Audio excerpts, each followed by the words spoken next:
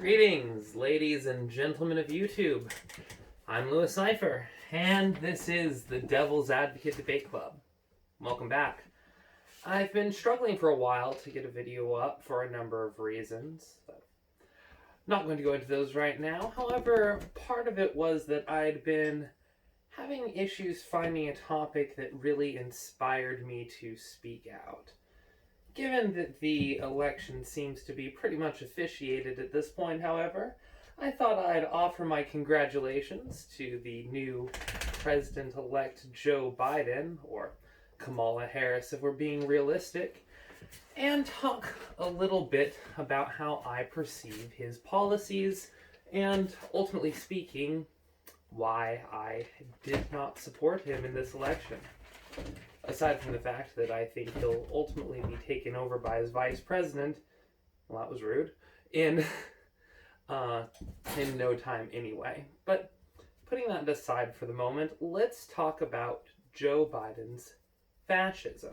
Now, first I'm going to go ahead and give a definition of what I mean by fascism, because a lot of people these days have it mixed up with authoritarian socialism or simply have no idea what the word means at all. So, fascism, by its more traditional definition, not necessarily how it's colloquially understood, is a conjoining of state and corporate interests. So, basically, a fascist government is any government where the workings of that government work to protect the liberties of corporations over the liberties of individuals, normally in the interest of the nation. So this is where basically every fascist state, I believe every fascist government that we've seen form so far, has also been nationalist in nature. This being because, well, fascism is generally putting corporate interests and national interests above those of individuals, and it's somewhat possible to convince people that it might be better to let corporations do what they want than to let people do what they want. It's a much harder sell to convince people that corporations in other countries should be able to do what they want, while actual citizens of that country shouldn't be able to. So, what we're familiar with in fascist nations have all been nationalist fascist states.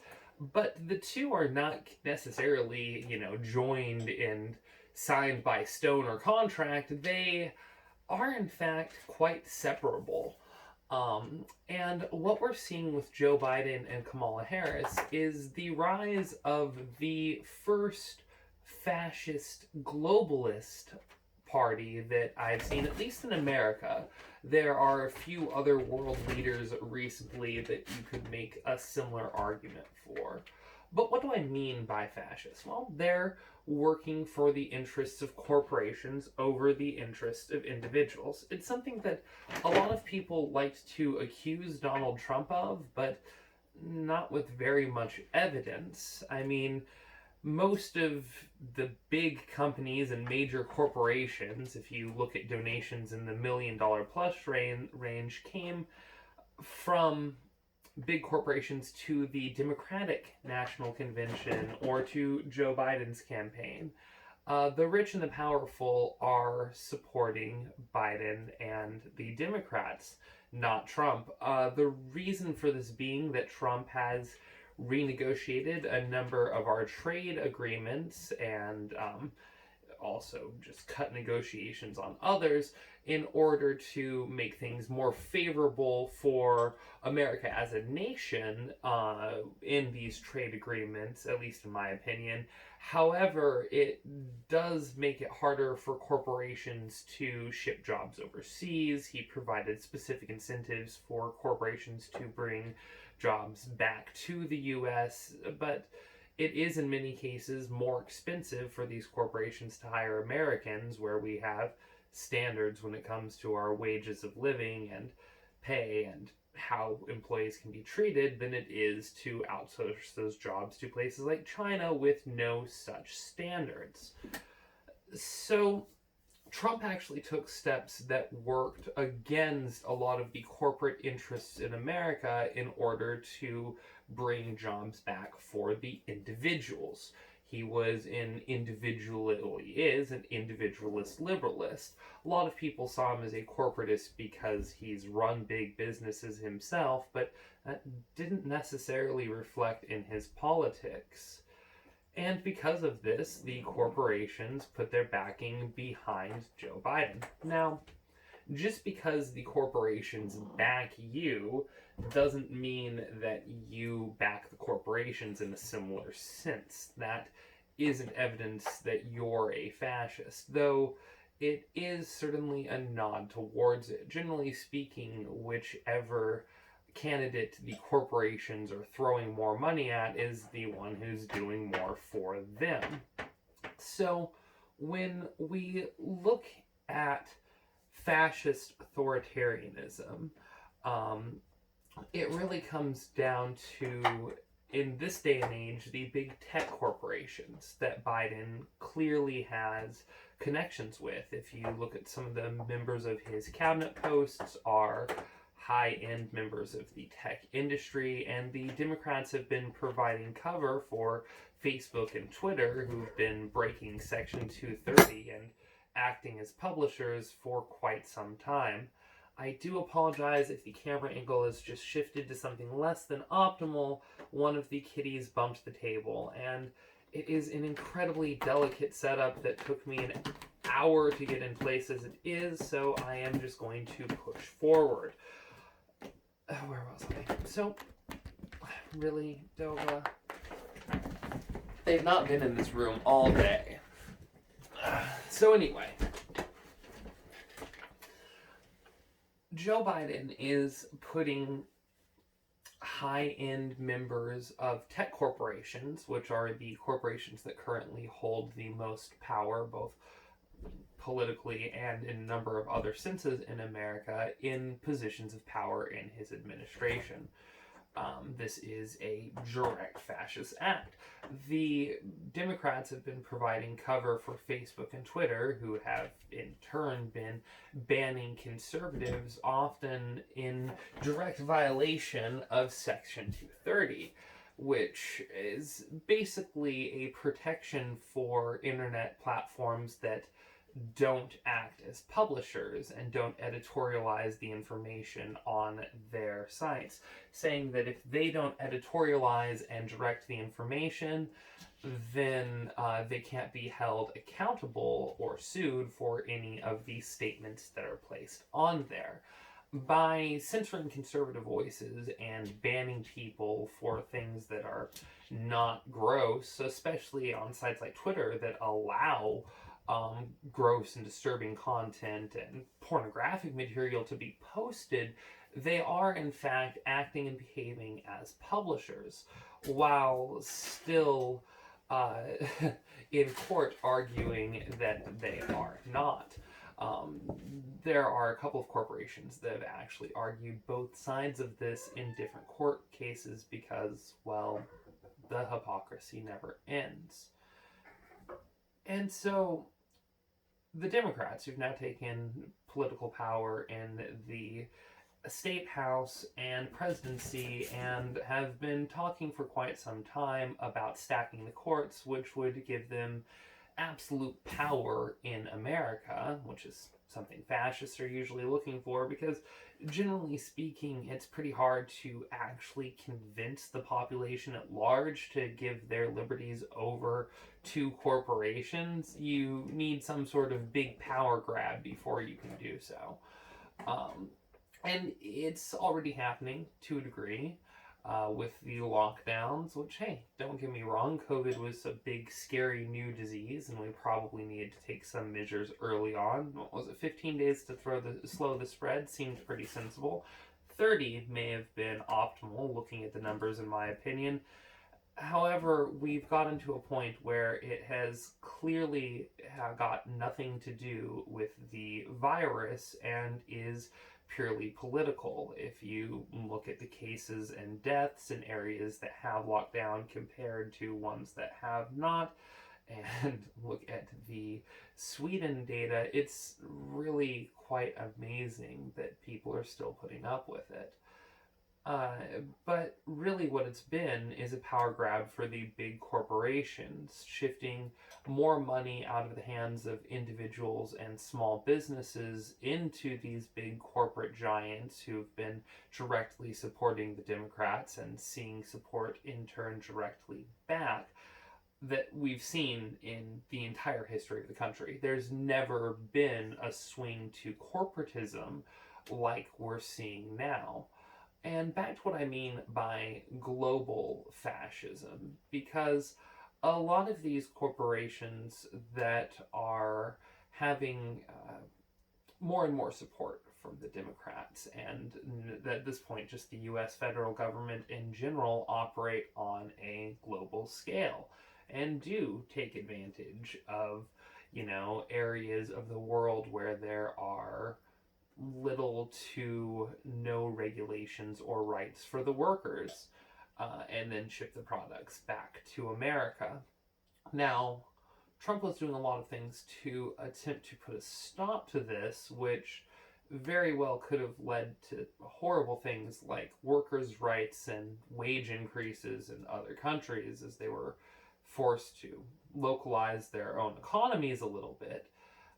But Biden has vowed to undo all of these efforts and to allow these big corporations, which have now extracted as much wealth as humanly possible in 1 year from the American people, to use that wealth to expand in both the areas that have been devastated by these lockdowns, as well as into other countries and their dealings there.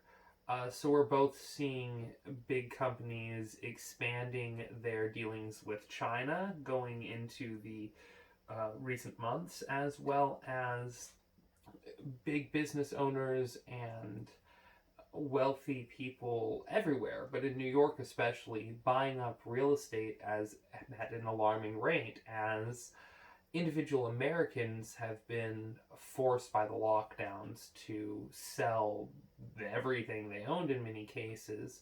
The big corporations who had the funds to weather these lockdowns, who didn't have to close down at all and have seen enormous gains in their user base, like Amazon, or who simply were able to weather the storm with resources on hand, have now been buying up that property and the small businesses and converting them into parts of these mega corporations, which again have huge arms operating outside of the US, meaning that less and less is going to be produced in the US moving forward. More and more of these big corporations are going to come close to monopolizing their areas of expertise. And while America does have laws against monopolies on, I believe, a federal level, I should have looked into that law a bit more before doing this video, it is almost a moot point, because ultimately speaking, corporations will work together to set prices and have duopolies or triopolies, where 2, 3, or quadopolies, 4 corporations are all setting the same prices for the same products provided, meaning that you have a choice in aesthetics only, and they can essentially operate as a monopoly would. The more small businesses that we have as competition, the less that this happens and the harder it is for big corporations to form and keep these agreements going. With a massive amount of small businesses on a global scale destroyed by these lockdowns, and with the big corporations, of course, not hesitating to snap up all of the resources that they can and all of the businesses and all of the properties, of course,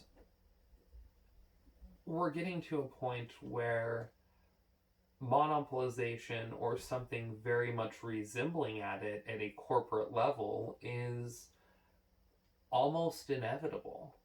And in many of these corporations, not just nationally, but on a global scale, to a point that's rather worrying when if the American government continues to support this at large for another 2, 4, even 8 years with the Democrats in control, and who knows what they'll do with that absolute control.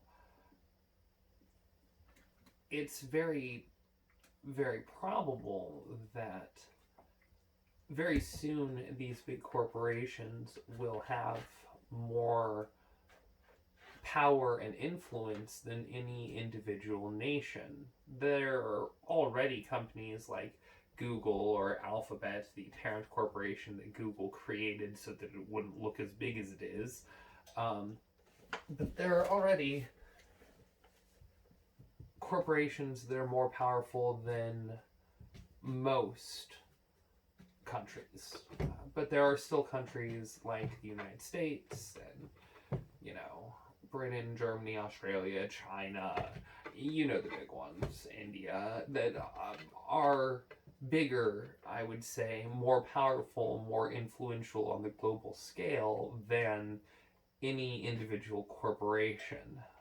But if some of these big powerhouses, Germany, France, and now the United States, start throwing much of their weight behind these corporations, start becoming fascists on a global scale, and putting the rights of Twitter and Facebook and Google and Amazon above the rights of the individuals in their countries, well, we'll see a new form of fascism rise and take hold. And just remember, if you voted for Biden, that's what you voted for. That you voted for the candidate who took more large donations than the other side. You voted for the candidate who pushed for corporatization, who is putting tech giants in his cabinet, who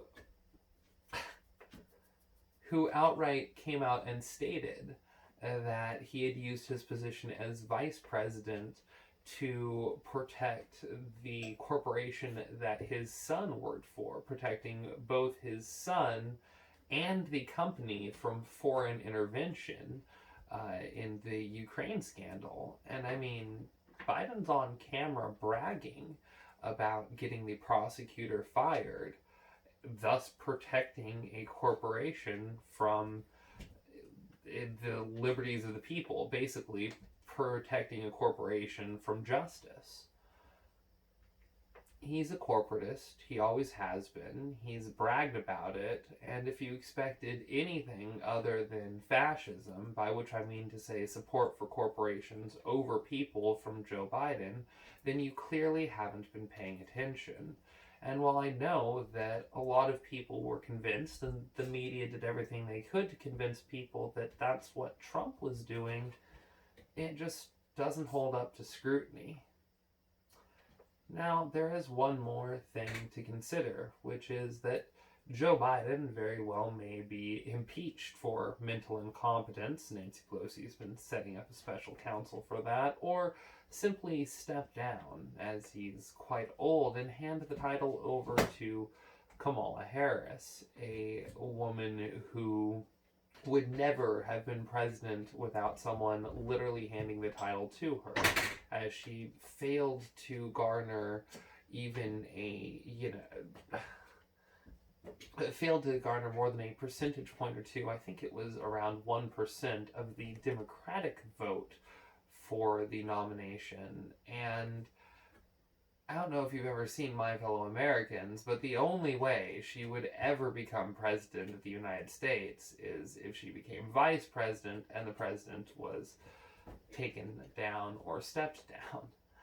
So we do have to look at the very real possibility that Kamala Harris, with the full backing of the Democratic Party, will become president of the United States and appoint her own vice president, who would then be the tie-breaking vote in the Senate. So this leads us to another question. Joe Biden is clearly a fascist if you look at his voting records, the things he said, and the people who supported him. But is Kamala Harris? It's a little bit harder with her, as she hasn't had as much of a record directly with big corporations. Most of her political experience has been on things that are on more of an individual level.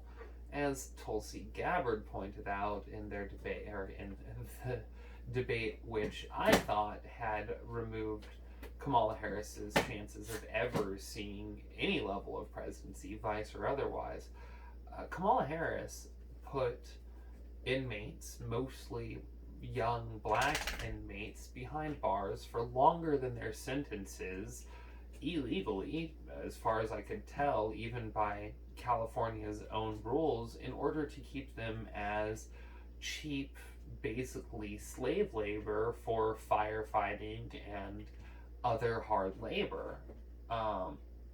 She laughed when she was questioned about sending a homeless woman to jail who had 2 children, and when asked what the children would do, she just laughed. And when asked about comments she made about Joe Biden being a sex offender, committing sexual assault, and that she believed these allegations, she just laughed and said it was a debate. So, is Kamala Harris a fascist? Honestly, I have no idea, because looking at her record, at the statements that she's made, I have no idea what she believes. She's proven herself to be an abject, obligate liar who is completely disingenuous about anything she says or portrays to believe. She is now the vice president to a man that she at least espoused to be a sexual assaulter, and it has spent the last year talking about ethnic and minority lives, when her and her current presidential candidate have probably done more to damage minority lives than any other politician in the country, between the crime bill from the 80s that Biden put forward, or was a big part of, and her record as a DA.